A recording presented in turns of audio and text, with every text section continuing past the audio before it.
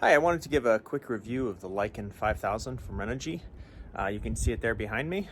I've had it up here for a few months at the treehouse, which is up above you, right there, way up high.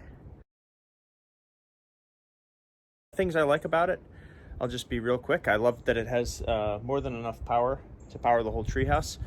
I've got about 3,500 watts, I believe, to power that, which is more than most generators have.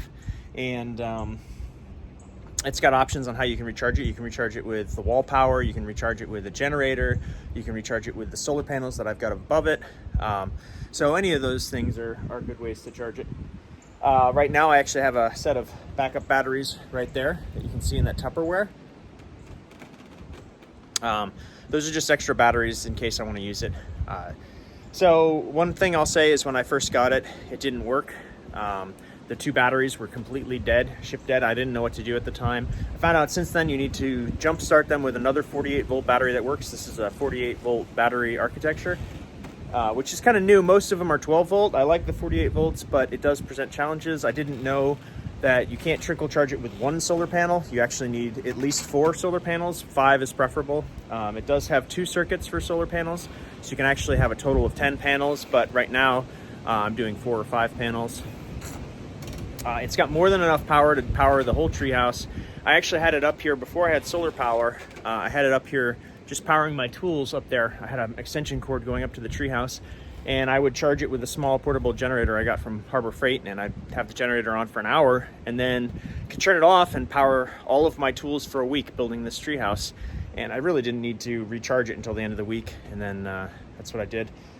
Some things is the instructions on how to use this are not very clear. It does have an instruction manual, but it doesn't tell you things on, like if you're on solar panels, what settings do you need to do? So I'm gonna switch over and show you the settings here in a second.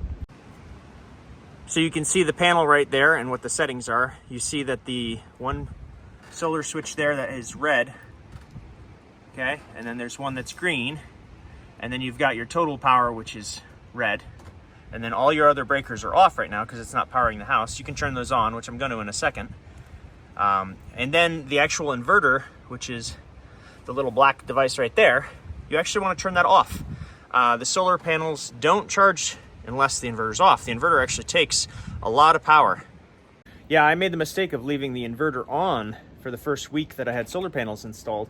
And what happened is the inverter actually took more power than the solar panels generated. Now I'm in the forest, which makes a big difference. If you're out in bright sun, that's probably not going to be a problem for you. But if you've got cloudy days or you've got forest like I do, I mean, I've got a little bit of a clear sky above them, but you're going to want to turn the inverter off to charge the batteries. So as long as the solar circuit's on, the inverter's off, those solar panels will trickle charge, and it does its whole logic and doesn't overcharge the batteries. It keeps them charged. But yeah, also just keep in mind, 4 or 5 panels is what you need. If you do 3 panels at 12 volts, it's only going to do 36 volts, which the system will recognize as low voltage. It won't even bother to charge the batteries. So it needs to be 48 volts or higher in order to charge those panels, all the way up to 60 volts. So those are the things I learned about this. Other than that, it's absolutely great. I have it hooked up down there, and I'll show you. I'll show you the way I have it hooked up right here. I actually have shore power right there, hooked up to the bottom, and that goes all the way up the tree, up, and then I have it running in conduit up to the treehouse, and there's a circuit breaker up there at the treehouse. So I can turn off the circuit breaker at the treehouse. That ensures that I don't use more power. The Lycan also has a breaker, but I don't want to trip that. I want to just try and use what I've got. So I actually I think I have 3 breakers up at the treehouse, 3 15 amp breakers. This can actually do only about 30 amp output, but I don't use all of the power all of the time, so I'm not using a full 45 amps up there.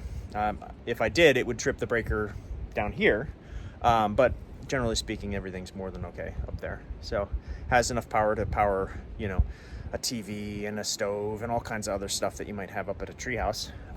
To get it up the mountain, I actually had to disassemble it. I had to take the batteries out and lug the batteries up one at a time, and then bring the box up, and we just brought it up a little bit at a time. It took us half a day, but we brought it up the mountain and then set it up here. So that's what I have to say about it. I like it. It's a great value. I can't find anything else that's better for the value. Some of the things I really like, it's completely weatherproof. I've had this out here in the weather year round, from hot summer to very, very cold, 0 degrees in the winter, and it does great. So that's what I think about it. I hope you liked this video. Please check out the link below to get a discount for your own Lycan 5000 system or any other Renogy products. I get a small portion of that, but it also gives you a 7% discount when you buy it. And like and subscribe.